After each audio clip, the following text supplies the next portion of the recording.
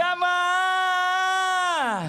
Yeay. Oh jamaah. Yeay. Alhamdulillahirobbilalamin. Kembali lagi di Islami Twinda, Jamaah Islami Twinda yang dirahmati Allah yang baru bergabung. Kita ingatkan lagi tema kita pagi hari ini adalah ibu atau istri ya. Ayo, yang mana ibu apa istri? Istri, ibu, masih ribut dari tadi nih luar biasa. Oke, sebelum kita lanjut mendengarkan tausiah dari guru-guru kita, saya kembali mengajak Jamaah Islami Twinda yang ada di studio dan di rumah untuk kembali melihat sebuah video tayangan tentang menantu atau mantu habisi mertua. Dengan cara apa? Sewa orang, modusnya begal. Nauzubillah summa nauzubillah. Ini di tayangannya. Pengungkapan kasus yang dilakukan Kepolisian Resort Kota atau Polresta Kendari, Provinsi Sultra, tersebut seiring penangkapan dua terduga pelaku pembunuhan berencana. Pelaku yang ditangkap aparat tersebut adalah sosok perempuan bernama Novi Damayanti, 24, alias ND. ND tak lain adalah menantu korban berinisial M, 51, ibu rumah tangga yang beralamat di Kabupaten Konawe, Sulawesi Tenggara. Nauzubillah summa nauzubillah. Ya inilah dia ya, masih ada aja orang yang tega atau menantu yang tega sendiri. Maksudnya mau ngejatuhin atau mencelakai mertuanya sendiri. Nah ini kan perannya suami nih harusnya nih. Atau mungkin peran pasangannya ya. Intinya adalah sebagai penengahnya supaya dua-duanya ini bisa akur tuh gimana nih baiknya dalam Islam. Ini izin penjelasnya Ustaz Syam. Tepuk tangan buat Ustaz Syam. Fadhol Ustaz Syam. Guru Ustaz Maulana Habib Usman, Mas Fadli serta guru-guru kami yang dimuliakan Allah Subhanahu wa taala. Al-Qur'an surah An-Nisa ayat 135. أعوذ بالله من الشيطان الرجيم الله يا أيها الذين آمنوا كونوا قوامين بالقسط شهداء لله ولو على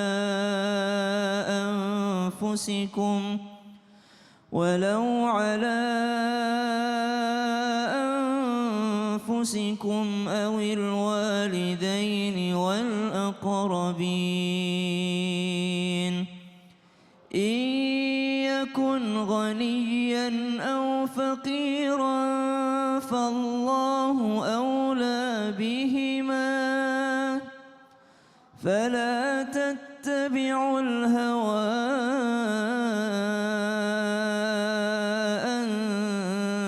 تعدلوا وإن تلووا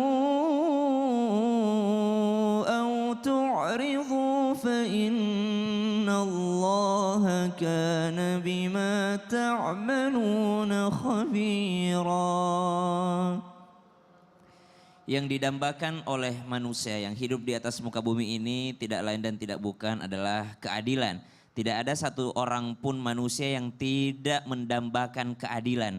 Akan tetapi ketahuilah, keadilan yang sebenar-benarnya adil hanya ada nanti ketika kita sudah meninggal dunia, yaitu pengadilannya Allah Subhanahu wa taala. Sebagai manusia kita hanya berusaha berbuat seadil-adil mungkin yang diatur oleh Allah Subhanahu wa taala.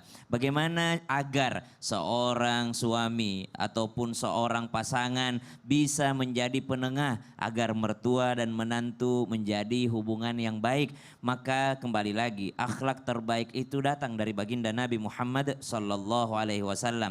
Menjadi penengah itu yang pertama yang mesti ditanamkan adalah perintah Allah Subhanahu wa taala. Innamal mu'minuna ikhwah fa aslihu baina akhawaikum. Menjadilah seorang yang menyambungkan sesuatu yang terputus dari saudaramu. Saudara di sini adalah kiasan. Siapa mereka? Orang-orang yang ada hubungan tadi. Mertua dengan menantu adalah hubungan yang sangat erat. Maka jikalau sedang renggang, maka menjadilah seorang penengah yang akan menyambungkan daripada eratnya hubungan tersebut. Bagaimana caranya? Ya tergantung situasinya. Mungkin kalau situasinya adalah masalah ekonomi, menjadilah orang yang menjadi penengah dalam masalah ekonomi tadi. Mungkin masalah komunikasi, menjadilah seorang penengah yang akan menjadi penyambung lidahnya. Karena kadangkala pernikahan itu tidak satu suku, maka beda bahasanya, beda cara mengertinya. Insya Allah bisa dijalani jikalau kita semua takut pada Allah Subhanahu wa taala. Masya Allah. Jadi memang ini dia ya, balik lagi mau kembali kepada agama sebenarnya. Betul. Kalau semua mau belajar agama, siapa yang harus dimuliakan, siapa yang harus diperhatikan, segala macam akhirnya nggak ada Skala prioritas. Betul. Terima kasih banyak Ustaz Syam. Tepuk tangan buat Ustaz Syam.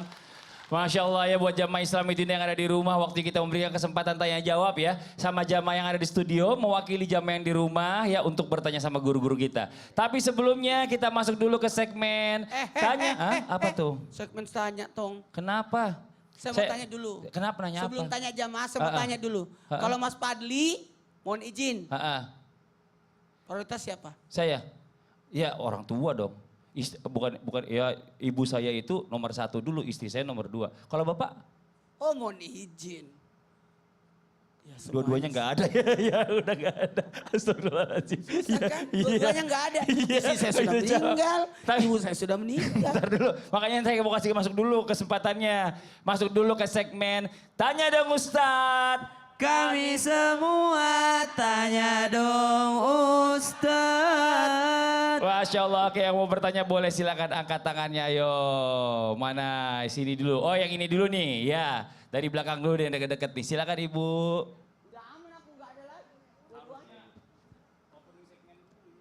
Assalamualaikum warahmatullahi wabarakatuh. Waalaikumsalam warahmatullahi wabarakatuh. Tabib pun. Iya pun. Perkenalkan nama saya Devi Arianti. Bu Devi. Dari Majelis Taklim Baitur Rahim Kemiling Bandar Lampung. Tepuk tangan dong buat Ibu Devi, Masya Allah. Ini beda pengajian, kerudungnya beda. Iya lanjut Bu. Mau tanya dengan Ustadz Maulana. Boleh. Baiklah.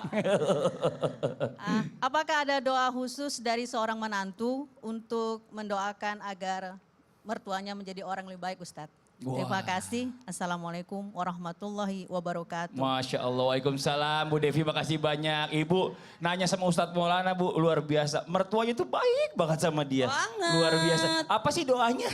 Ya silakan. Ya. Baik kepada semua menantu dimanapun berada, izin Habib dan Sasam. Kepada semuanya, mohon maaf tanpa menggurui hanya mengingatkan.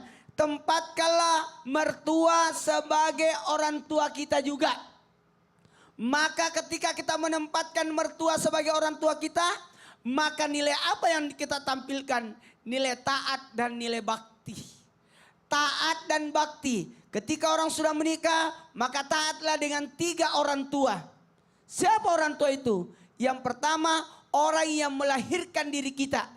Siapa itu? Ibu. Yang kedua, yang melahirkan pasangan kita. Mertua. Dan yang ketiga, yang melahirkan ilmu kita. Siapa itu? Guru. Maka ada 2 doa yang saya sampaikan. Doanya kalau lihat mertua, bacakan ini. Allahumma layinli. Ya Allah, lunakkanlah hatinya. Sebut nama mertua. Coba contoh nama mertua sebut juga dong. Allahumma layinli. Sebut namanya. Siapa namanya? Janganlah. Iya. Mertua saya lagi nonton. Allahumma layinli. Sebut nama mertua. Kemudian layinta Daud liadit. Sebagaimana ya Allah lunakkanlah artinya mertuaku. Sebagaimana Nabi Daud melunakkan besi. Paling bagus amalkan ini di dalam Al-Quran surah Ali Imran ayat 200. Ya ayyuhalladzina amanu sabiru wasabiru warabitu wattaqullaha la'allakum tuflihun. Jadi kita tidak menjampe-jampe. Tapi kita mohon berkah dari surah Ali Imran ayat 200 ini. Agar justru kita yang ditambahkan kelembutan hati kita lewat tingkat kesabaran. Berikan aku kesabaran, tambahkan kesabaranku, kuatkan kesabaranku.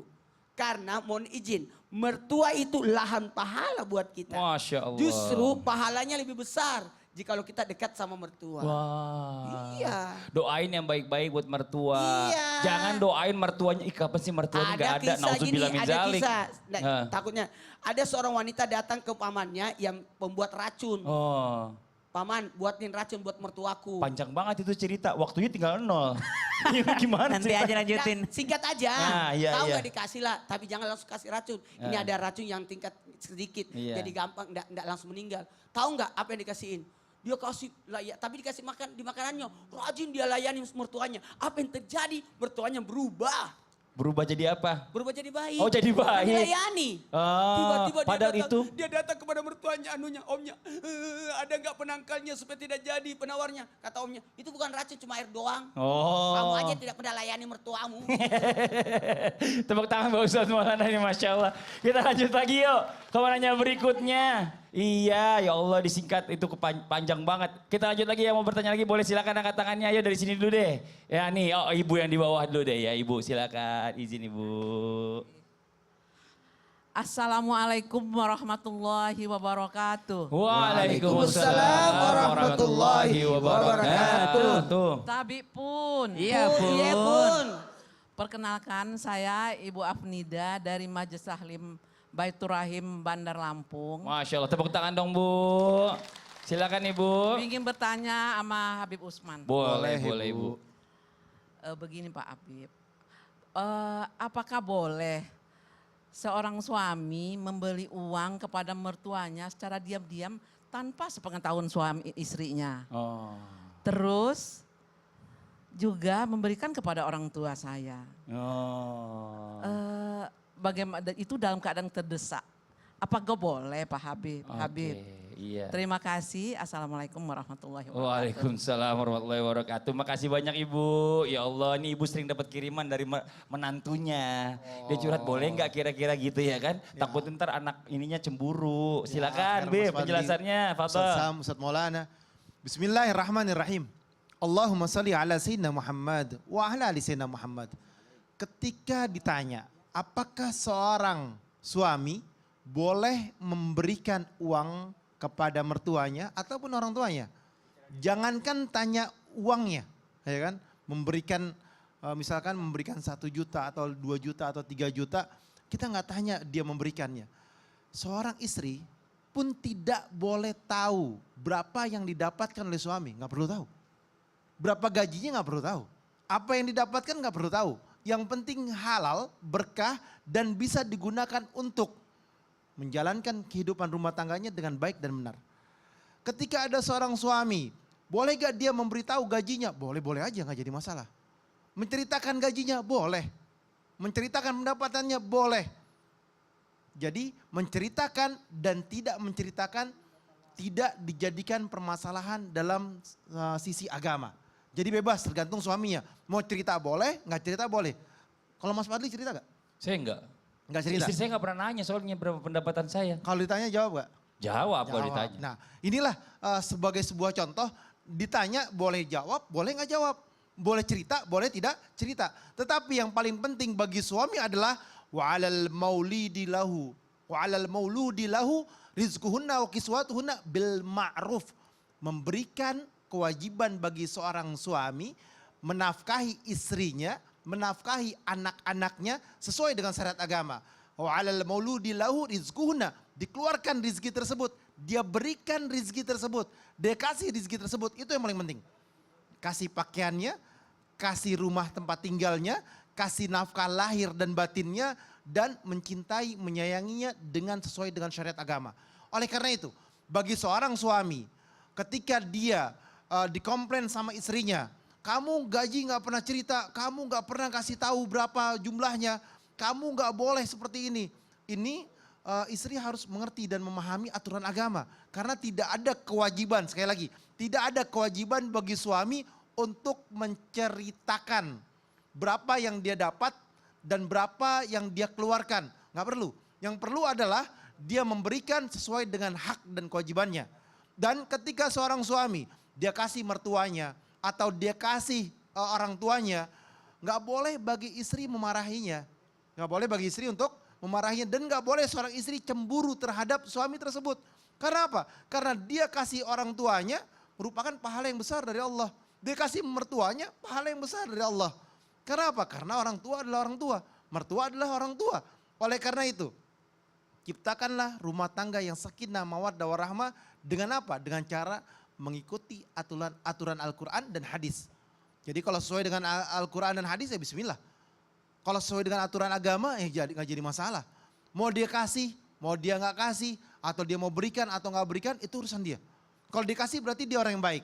Kalau dikasih berarti dia orang yang mengerti tentang aturan hak dan kewajiban dia untuk Masya menghormati, Allah. mencintai dan kasih sayang. Betul. Kalau misalkan seandainya istrinya pelit, jangan pelit lah.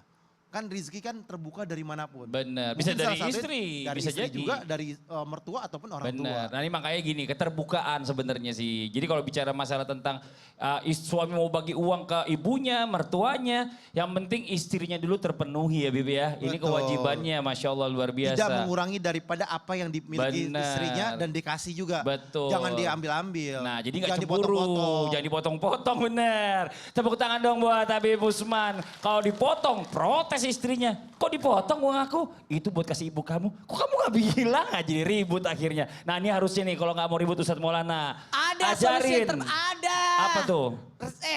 Kata guru saya, ajarin orang untuk bersedekah. Masya Allah. Salah satunya nih, sekarang kan udah zaman modern. Zaman canggih ya. Zaman canggih. Nih terima kasih banyak kepada CT Arsa Foundation yang terus berupaya untuk memutus mata rantai kemiskinan melalui pendidikan yang berkualitas dan kesehatan yang optimal. Maka kami mengajak kepada siapapun yang peduli dan ingin turut berkontribusi meringankan beban mereka melalui doa dan sedekah terbaik dengan cara men-scan QRIS. QRIS. QRIS CT QRIS. Arsa Nah ini Foundation di dia bawah nih. ini. Ya ini bisa difoto dulu sekarang. Boleh, difoto dulu sekarang. Kalau mau nanti donasinya dikirim. nanti siang bisa. Boleh, Atau mau boleh. disebarin ke keluarga juga boleh. Boleh dong. Mudah-mudahan Dan ini jadi tepat pahala jariah. sasaran. Masya Allah. Dan ini udah insya Allah tepat sasarannya. Karena udah tahu nih orang-orangnya siapa yang bakalan didonasiin. Oke buat jamaah Islam itu yang ada di rumah jangan kemana-mana dulu ya. Setelah ini kita lanjut lagi tentang tema kita pagi hari ini. Tentang ibu atau istri. Setelah yang satu ini tetap di Islam itu indah. Jamaah. Yeay. Oh jamaah. Yeay. Alhamdulillah. Kalau Mas Fadli ibu atau mertua?